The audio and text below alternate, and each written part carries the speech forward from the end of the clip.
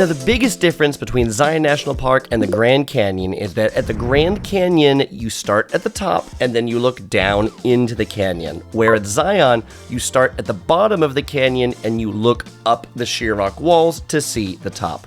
The Grand Canyon, it's a really big, wide canyon. It averages 10 miles across. It's 18 miles at its widest point. Its narrowest point, though, it's only 600 feet wide, and in total, it's about a mile deep. Now, over at Zion, Zion is not really big and wide. Zion Canyon is really narrow. In particular, if you do this hike that they call the Narrows Hike, why do they call it that? Well, because that's where it's at the narrowest part.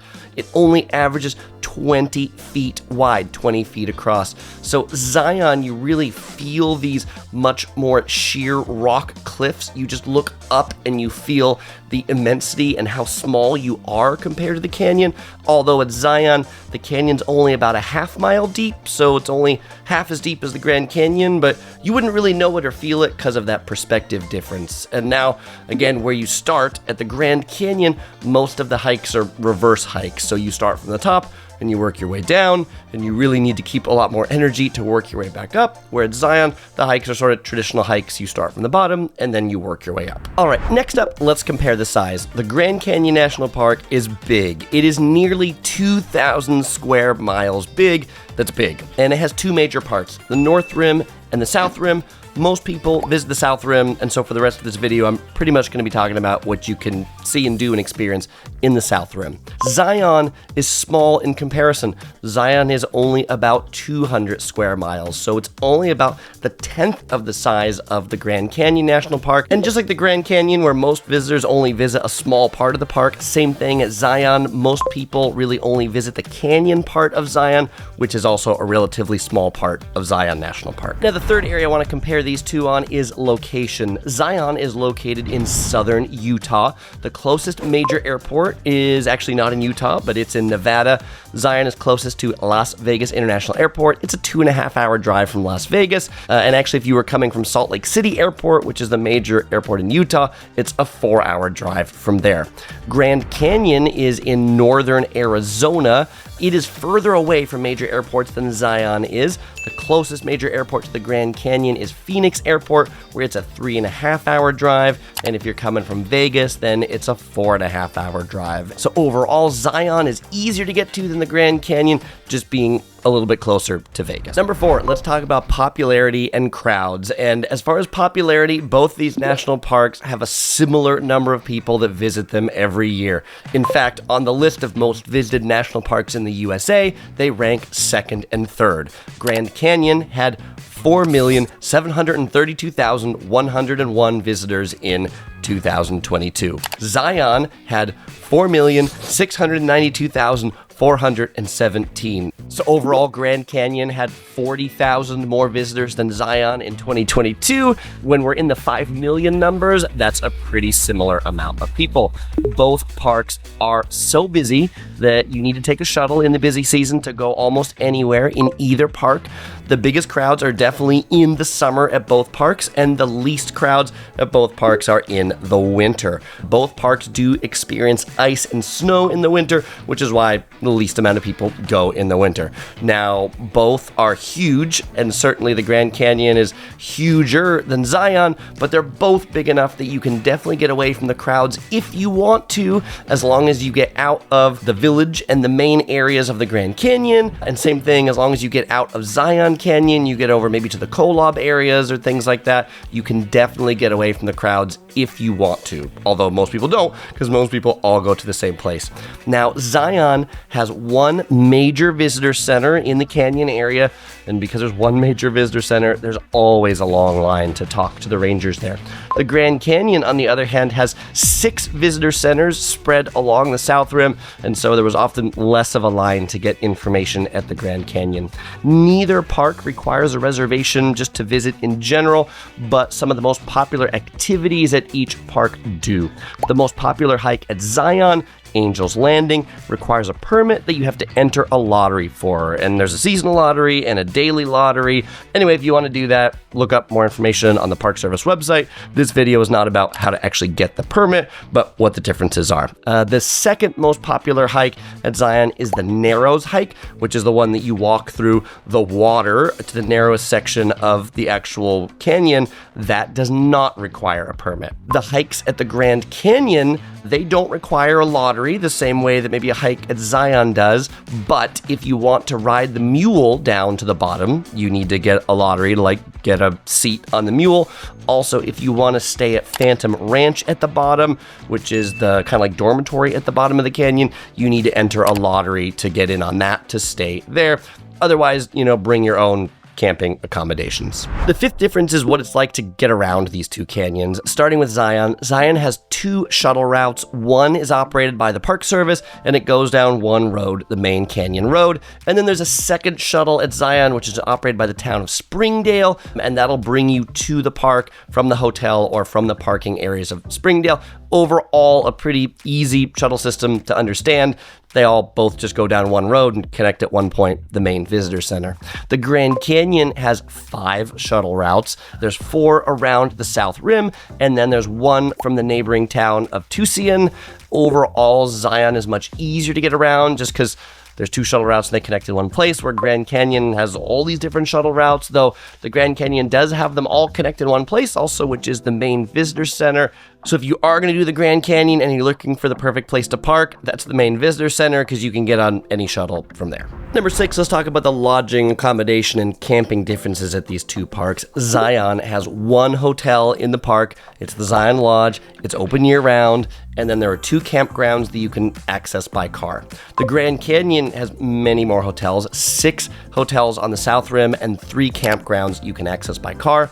And the hotels are in a really developed village that we're going to talk more about that later. Both canyons offer backcountry camping that you have to hike to. Both of them you need to get a special permit if you want to do the backcountry camping.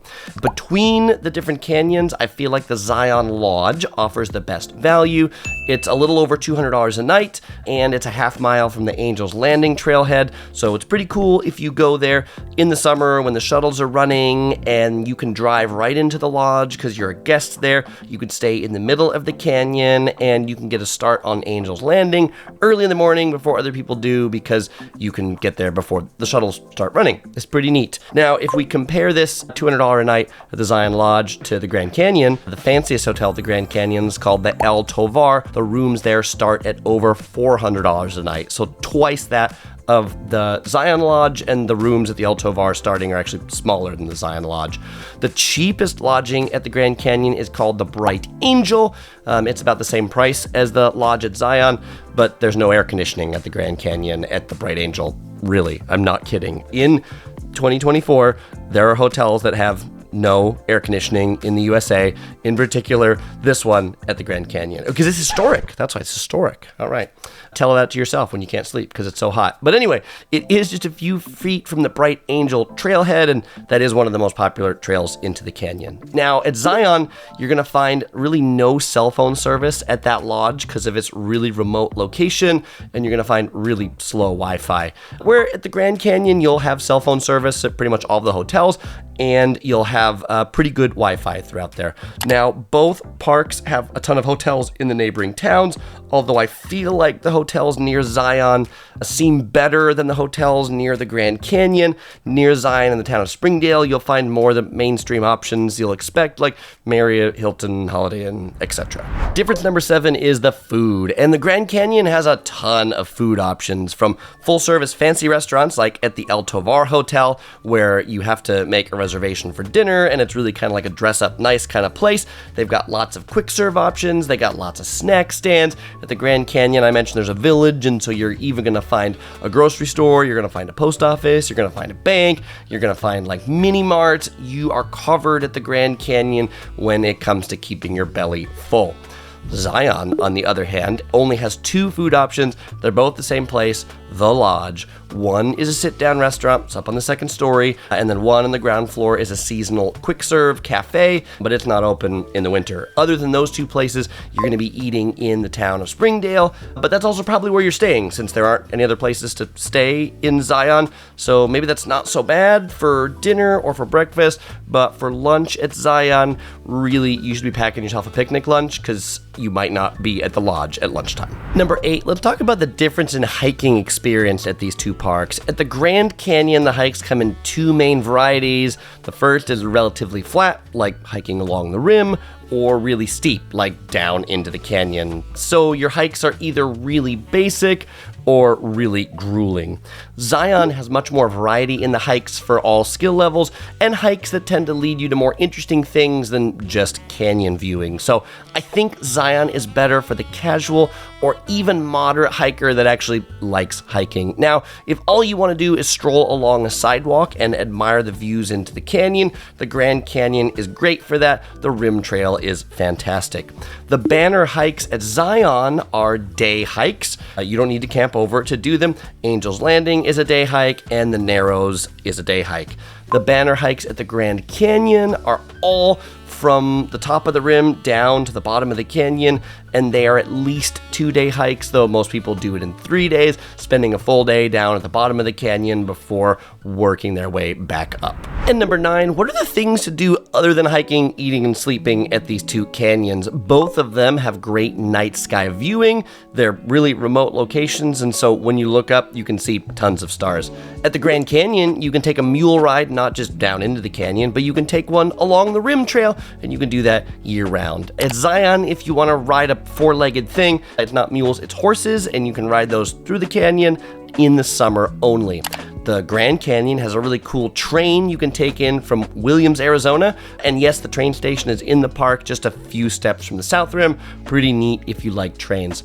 Zion has a cool scenic drive on Route 9 out the east entrance. You can see the impressive canyon walls above as you drive. The Grand Canyon has a scenic drive from the village to the Desert Watchtower, but you can't really see the canyon when you drive. I mean, you're mostly looking at trees that kind of like block your view of much of anything. So the Zion Scenic Drive is definitely prettier than the Grand Canyon Scenic Drive.